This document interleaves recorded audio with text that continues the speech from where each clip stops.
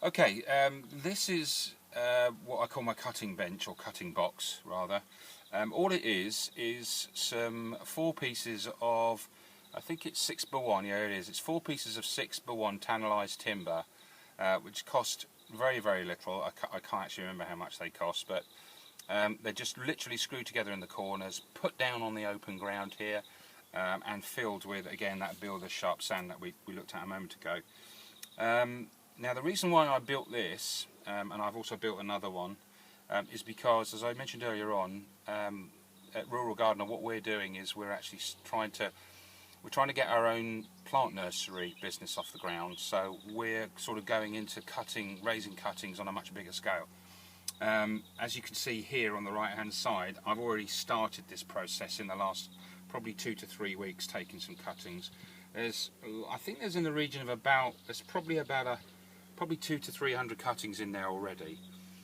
They may seem a little bit squashed into you, but it really doesn't matter. When you actually grow your cuttings in sharp sand, when they grow on, the roots separate really easily. They don't become entangled in with each other, so you can get away with using this material, this medium.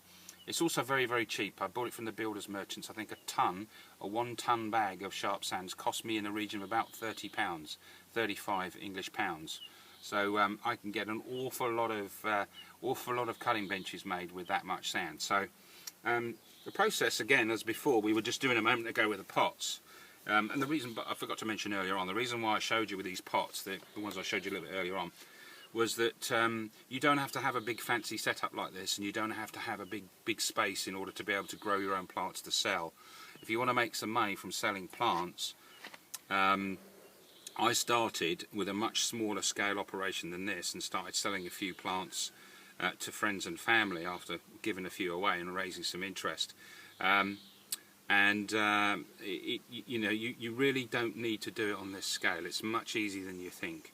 Of course, when you've raised the plant, it's entirely up to you where you decide you want to sell them. If you decide you want to, you might want to keep them and just plant them in your own garden. I mean, I keep a large proportion of ours to plant up our garden because we've got quite a big space to fill. But we're very serious about the plant nursery. It's a big project for us. But as you can see so far, investment-wise, very, very little in order to be able to get plenty of plants that I'm going to be able to sell at an average of about £4, £4.50 each, and still be able to remain competitive. So here the Wygelia cutters we were looking at earlier, and really sorry to sort of run over the same sort of process, but I just want to show you how it works here. It's the same thing again, which is just to cut it just below a leaf node, and take some of these leaves off, and then literally scrape the bottom off a little bit, open up the rooting powder. What I use, by the way, is I use this is an old garden fork, little hand fork that I've got.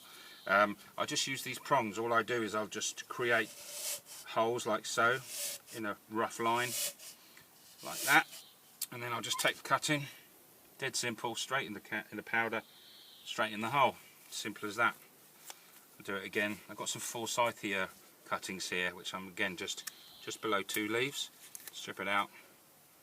Cut off some of these upper leaves, because all that these leaves do is give it more opportunity to dry out, because what it does, as I said earlier on, this cutting will immediately try and lose its water, or it will expire its moisture through the leaves. So again, dip it in the hole. That simple. Now the quicker you can do this, the better, really, for 2 reasons. One, because it takes a heck of a long time if you're doing a lot of these, but more importantly, the less chance there is for this cutting to dry out. So again, straight into the hole. Just firm them in the sand, and as you can see, within about 3 or 4 inches I've got 3 plants in there.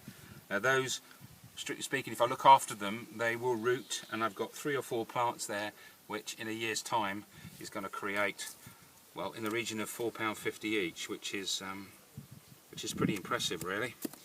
And last one, dip it, and then in the hole and firm it in.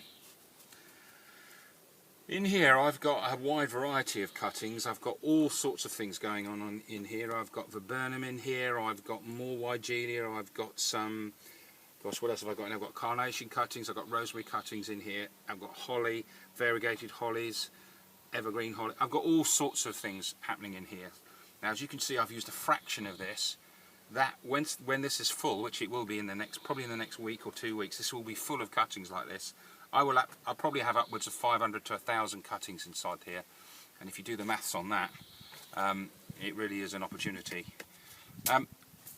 Now, if you want to improve your chances of success, and again, I've been doing this for about 3 years now, and I've learnt what works and what doesn't work, and it's different for everybody. I understand that. I can only share with you what works for me. The secret is to keep these moist, and by that I mean keep the leaves moist. It can only take in water through its leaves. It's got no other way of doing it at the moment because it has no roots to do it. It's got to create the roots first.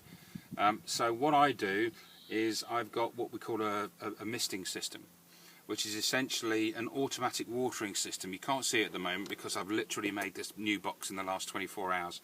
So I will fix it up, and basically what that will do is it will spray a fine mist on these plants and keep them and stop them from drying out. In the UK at the moment we've got very hot temperatures.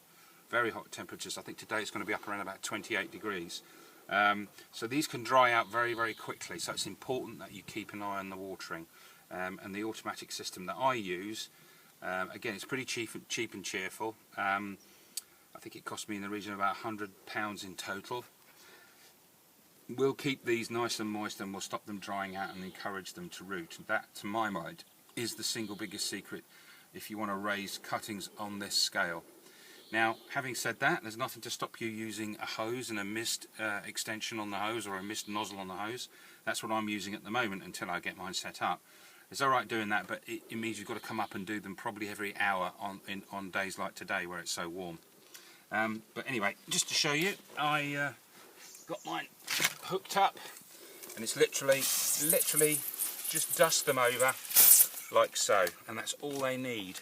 They don't need any more or any less than that. So as I say, if you're thinking of doing it on that sort of scale, and you don't, as you can see, look at the amount of space I've got. It's taking up very little. I think it's about 3 meters by 2 meters.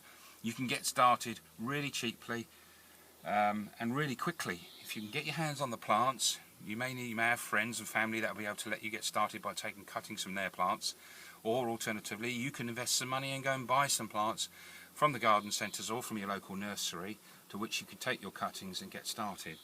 But the key thing, and the most important thing, of course, which I left out earlier on when I was talking about planting up these Weigelia cuttings, you must label everything. Okay? If you don't know the name of the plant, gosh, I don't know what to say. It'd be difficult to sell a plant if you don't know what it's called.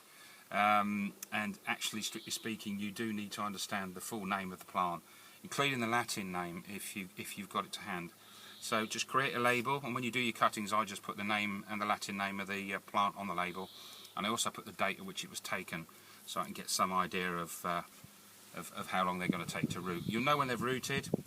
They'll start to grow away. It's that simple. They'll just pick up. They'll look vibrant, and they'll start to grow away. That should be in about 4 to 6 weeks with most of the plants that I've got in here.